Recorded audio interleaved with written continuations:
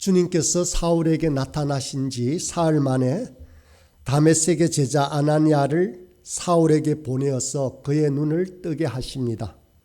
그리고 사울을 이방인의 사도로 부르신 그 하나님의 뜻을 사울에게 알려줍니다. 다메섹에 있는 이 아나니아라고 하는 제자는 잘 알려지지 않은 사람입니다. 12제자에 속하는 사람 또한 아닐 뿐만 아니라 예수님과 함께 동행했던 인물도 아닙니다. 그런데 하나님께서는 바로 이 아나니아를 통해서 사울의 눈을 뜨게 하시고 또 사울이 다른 성도들과 함께 어울리게 하시고 성도의 삶을 살아갈 수 있도록 하셨습니다. 이 아나니아는 사도행전 5장에 나오는 아나니아와 삽비라의 그 부부의 아나니아가 아닙니다. 이 이름은 똑같습니다만은 이 아나니아라고 하는 이름은 유다의 흔했던 이름이었습니다. 후에 바울은 아나니아를 이렇게 언급했습니다. 사도행전 22장 12절 13절에 보면 율법에 의하면 경건한 사람으로 거기 사는 모든 유대인들에게 칭찬을 듣는 아나니아라 하는 이가 내게 와 곁에 서서 말하되 형제 사울아 다시 보라 하거늘 즉시 그를 쳐다보았노라. 아나니아는 경건한 사람, 칭찬받는 사람이다 라고 표현하고 있습니다. 아주 신앙이 돈독한 사람이었던 것 같습니다. 주님께서 사울에게 보낼 종을 찾으시다가 신실한 아나니아를 불러 사용하신 것입니다. 아나니아는 환상 중에 바로 주님의 부르심을 받았습니다. 그렇게 부르심을 받았을 때 아나니아는 즉시 주여 내가 여기 있나이다 라고 대답했습니다. 비록 어찌 보면 아나니아의 역할은 바울을 탄생케 하는 조연에 불과하지만 말없이 빛도 없이 묵묵히 봉사하는 숨은 일꾼임에 틀림이 없는 것 같습니다. 아나니아는 사울을 위해 하나님께서 다메섹에 준비해 두신 예배해 두신 사람입니다. 아나니아는 다메섹에 살았던 인물이었습니다. 멀리서 특별히 불러온 사도가 아니라는 것입니다. 그저 자신의 삶터에서 묵묵히 주님을 섬겨오던 인물을 주님을 환상 중에 만나게 하셨습니다.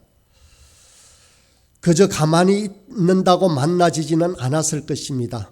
분명 아나니아는 하나님의 말씀을 통해 하나님의 뜻을 알았습니다. 그리고 기도하는 중에 하나님의 음성을 들은 것입니다. 일상 중에 깨어 있었던 아나니아는 그렇게 하나님을 만나고 또 그렇게 하나님의 명령을 수행하게 되는 것입니다. 항상 깨어 기도하고 있었던 아나니아였기 때문에 즉시 대답할 수 있었습니다. 주여 내가 여기 있나이다. 이 같은 사실을 통해서 우리가 받을 수 있는 교훈은 무엇입니까?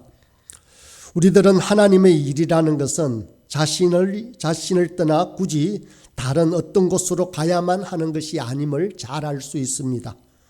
자신이 사는 자리에서 충분히 주님의 일을 감당할 수 있다라는 것입니다. 우리 각자에게도 이곳 부산에서 이곳 부곡동의 땅에서 우리에게 주신 소명이 있다는 것입니다. 하나님은 분명히 기도하는 중에 우리에게 각자에게 주신 소명을 허락하실 것이라는 것입니다. 우리에게 주어지는 소명은 다른 사람들과 비교하는 것이 아닙니다. 주어진 자리에서 깨어있는 자만이 아나니아처럼 그 사역을 감당할 수 있습니다. 그래야 깨어있어야 하나님께서 부과하시는 그 소명을 분명히 깨닫게 된다라는 것입니다. 우리가 우리의 삶터에서 우리에게 주어진 일을 충성되이 수행하며 그리스도의 향기를 드러낸다면 하나님께서는 분명히 우리에게 주님의 훌륭한 일꾼으로 사용하시고 부르실 것이라는 것입니다. 자신의 자리를 지키며 충성된 제자로 살아감으로 하나님의 더 큰 일꾼으로 부름받는 저와 여러분이 되기를 소원합니다. 11절과 12절의 말씀을 보겠습니다. 주께서 이르시되 일어나 집 가라 하는 거리로 가서 유다의 집에서 다소 사람 사울이라는 사람을 찾으라. 그가 기도하는 중이니라. 그가 아나니아라 하는 사람이 들어와서 자기에게 안수하여 다시 보게 하는 것을 보았느니라 하시거늘. 주님께서는 아나니아에게 사울을 찾아가서 그에게 안수하고 그를 도우라고 합니다. 아마 사울에게 있어서는 아나니아의 이러한 도움의 손길이 절실히 필요했습니다. 예수 그리스도를 만나 갑자기 회심하게 된 사울은 막상 회심을 하게 되었지만 어떻게 해야만 그리스도인으로 살아갈 수 있는지에 대해서 전혀 알 수 없었습니다. 특히 사울은 그리스도인을 무자비하게 박해한 일로 악명이 높았기 때문에 다른 그리스도인을 찾아가서 도움을 청한다라는 사실은 생각조차 못할 지경이었습니다. 따라서 사울은 하나님의 명령을 받은 아나니아의 도움이 아니었다면 상당히 오랫동안 정상적인 그리스도인의 삶을 살기는 어려웠을 것입니다. 그런데 사울이 처한 이와 같은 처지는 그리스도인으로 새롭게 태어나는 데 있어서 누구든지 새신자로서 겪게 되는 환경이라고 할 수 있습니다. 그리스도인으로 살아가기로 결심하기는 하였지만 아직까지도 자신을 교회의 일원으로 삼지 못하는 새신자들을 우리는 자주 볼 수가 있습니다. 바로 이런 이유 때문에 예수님께서는 제자들에게 단지 복음을 전할 뿐만 아니라 복음을 듣고 회심한 자들을 온전한 그리스도인으로 성장할 수 있도록 제자를 삼아서 도우라라고 말씀하셨습니다. 그렇습니다. 먼저 그리스도인 된 자들은 나중 그리스도인 된 자들을 섬기고 그리고 그들에게 또 도우고 하는 것은 당연한 의무입니다. 그렇지만 이 일이 그저 쉬운 일이 아닙니다. 그저 되어지는 일은 결코 아닐 것입니다. 자신을 낮추고 섬기는 희생이 따라야만 하는 것입니다. 수고와 고통 그리고 인내가 요구되는 일입니다. 이것은 내 일이 아닌데 라고 방치해서는 안 됩니다. 한 영혼이 교회를 찾아와서 그렇게 정착하게 되는 데 있어서는 많은 사람들의 손길과 헌신과 봉사와 관심이 필요한 것입니다. 우리는 마땅히 이 일을 감당할 수 있도록 늘 깨어 기도해야 하는 것입니다. 13절과 14절의 말씀을 다시 보겠습니다. 아나니아가 대답하여 주여 이 사람에 대하여 내가 여러 사람에게 듣사온즉 그가 예루살렘에서 주의 성도들에게 적지 않은 해를 끼쳤다 하더니 여기서도 주의 이름을 부르는 모든 사람을 결박할 권한을 대제사장들에게서 받았나이다 하거늘. 아까까지는 그렇게 순종하였습니다. 아나니아는 주여 내가 여기 있나이다 라고 말했습니다. 그런데 사울을 찾아가서 도우라라고 하는 하나님의 명령에 이렇게 부정적인 반응을 보입니다. 아나니아는 사울을 직접 본 일이 없지만 그의 소문을 들었습니다. 성도들을 잔혹하게 핍박하는 인물이라는 사실을 알았습니다. 사울이 다메섹에 온 이유도 성도들을 잡아서 예루살렘으로 압송하기 위한 일이다 하는 것을 지적하면서 아나니아는 주님께 항변하고 있습니다. 그러나 여기서 우리는 하나님께서 사람을 보시는 눈과 사람이 사람을 보는 눈은 다르다라는 사실을 알 수 있습니다. 사람은 과거의 경력과 현재의 모습을 보고 평가하고 판단합니다. 그러나 주님은 인간의 현재 모습을 보시고 부르시는 것이 아니라 미래의 충성심을 보시고 부르십니다. 베드로도 그랬고 오늘 사울도 그랬습니다. 저와 여러분도 그랬습니다.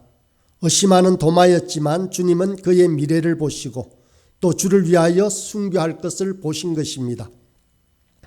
주님은 지금까지 그 사람이 어떤 악한 행동을 하였다 하더라도 그 사람을 새롭게 거듭나게 하시고 그리고 또 변화시켜서 하나님의 그릇으로 서실 것이라는 것입니다. 사람은 현재를 보고 평가합니다. 환경과 조건을 보면 절망할 수밖에 없습니다.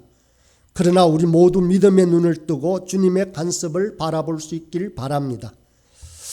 그렇게 그리스도인들에게 악랄하게 핍박했던 사울을 깨뜨려 주님의 택하신 그릇으로 서시는 것을 보십시오. 저와 여러분 또한 마찬가지입니다. 늘 넘어지고 연약하고 염려하고 걱정합니다. 그렇지만 우리의 이 모습을 보고 평가하지 않으시길 바랍니다. 또한 교회도 마찬가지입니다. 지금 우리 교회의 모습이 전부인 것은 아닐 것입니다. 하나님이 쓰시면 개인도 단체도 교회도 더 새롭고 놀랍게 변할 것입니다. 하나님은 지금 우리의 연약한 이 믿음을 보고 세우신 것이 아니라 목숨 걸고 충성하고 헌신할 그 믿음을 보고 우리를 불러 세우신 줄 믿습니다. 그래서 하나님은 바울뿐만 아니라 바울에게 하는 그 말씀을 우리에게도 말씀하십니다.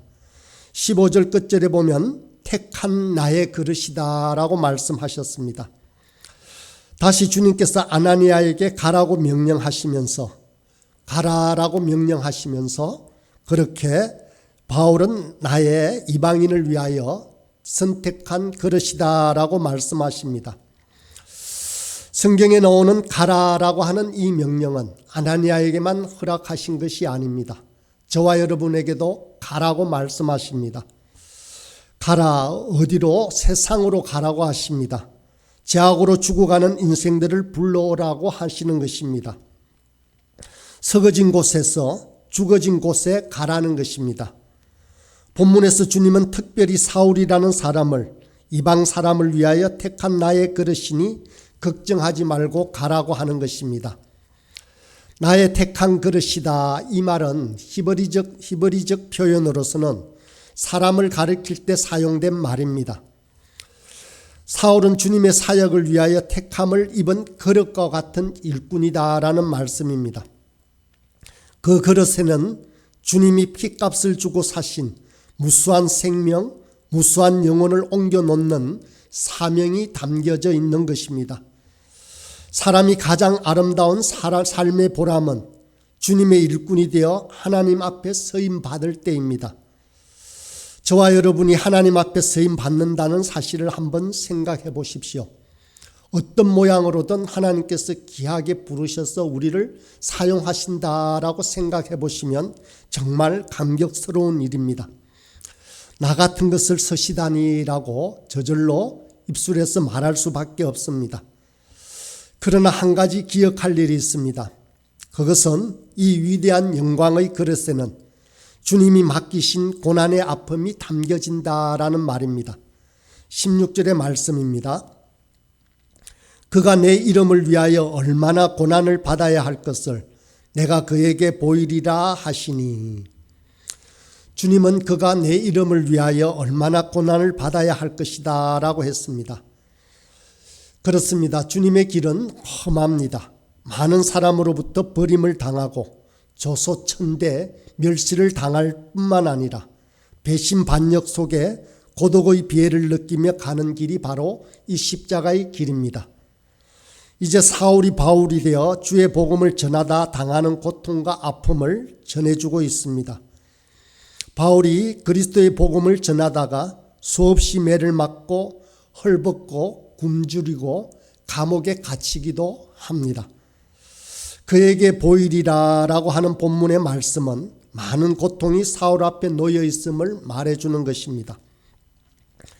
그러나 이 고통은 어떤 개인적인 사유 때문이 아니라 순전한 그리스도의 이름으로 인한 것입니다. 본문이 단순히 미래에 있는 고난에 대한 예언뿐만 아니라 그 이상의 말이 함축되어 있음을 우리는 잘 압니다. 그에게 보이리라는 말 속에 여러 가지 고난을 이미 주님께서 알고 계시기 때문에 매 순간순간 그를 도와주고 함께 하시겠다는 뜻이 담겨 있습니다. 늘 함께 하시겠다는 약속이 분명히 이 말씀 속에는 담겨 있다라는 것입니다. 17절과 18절의 말씀입니다. 아나니아가 떠나 그 집에 들어가서 그에게 안수하여 이르되, 형제 사울아, 주 곧 네가 오는 길에서 나타나셨던 예수께서 나를 보내어 너로 다시 보게 하시고 성령으로 충만하게 하신다 하니, 즉시 사울의 눈에서 비늘 같은 것이 벗어져 다시 보게 된지라. 일어나 세례를 받고 음식을 먹으며 강건하여지더라. 눈을 멀게 하신 주님께서 다시 뜨게 하시고 새로운 눈을 열게 하십니다. 아무것도 보지 못하고 먹지도 못한 사울을 예수 그리스도를 만나게 되니 사울은 이제 새로운 세상을 봅니다. 그는 과거를 다 버리고 새로운 존재로 일어섰던 것입니다. 사울이 이제 뜬 눈은 영적인 눈입니다. 원래 사도 바울은 하나님의 율법을 알고 하나님을 공경했던 바리새인 중에 바리새인이요, 율법으로는 흠이 없는 자였습니다. 또 열심으로는 교회를 핍박하던 사람이었습니다. 그는 스스로 하나님을 잘 믿는다라고 생각을 했습니다. 그런데 그때 그는 눈이 먼 자였습니다.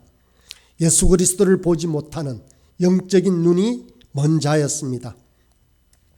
여기서 사울이 그리스도인을 박해하는 것을 끝내고 이제 복음을 증거하는 주의 종으로 바뀌었습니다. 그는 즉시로 각 회당에서 예수가 하나님의 아들이심을 전파했다라고 말씀합니다. 사랑하는 여러분, 하나님은 사울 한 사람을 위해 엄청난 투자를 하고 계십니다. 그런데 사울을 위한 이 모든 투자는 결코 헛되지 않았습니다. 사울 한 사람 때문에 얼마나 많은 변화가 일어납니까? 거대한 로마 제국이 기독교 국가가 되어집니다. 사도 바울 때문에 보석같이 귀한 제자들이 양성되었습니다. 또 이 바울 때문에 많은 교회들이 세워졌습니다. 또 바울 때문에 가장 귀한 성경이 기록이 되어진 것입니다. 이것이 우리에게 주는 교훈은 무엇입니까? 하나님께서는 지금도 우리 한 사람 한 사람에게 엄청난 투자를 하고 계십니다. 독생자 아들을 주시기까지 우리 각 사람에게 하나님께서는 사랑으로 그렇게 투자를 하고 계시는 것입니다. 우리들도 바울과 같이 택한 그릇이 됩니다. 하나님께서 우리 각자에게 주신 이 같은 마음을 저와 여러분이 꼭 알기를 원합니다. 그래서 하나님으로부터 나의 택한 그릇이라고 불림을 받는 저와 여러분이 되기를 간절히 소망합니다.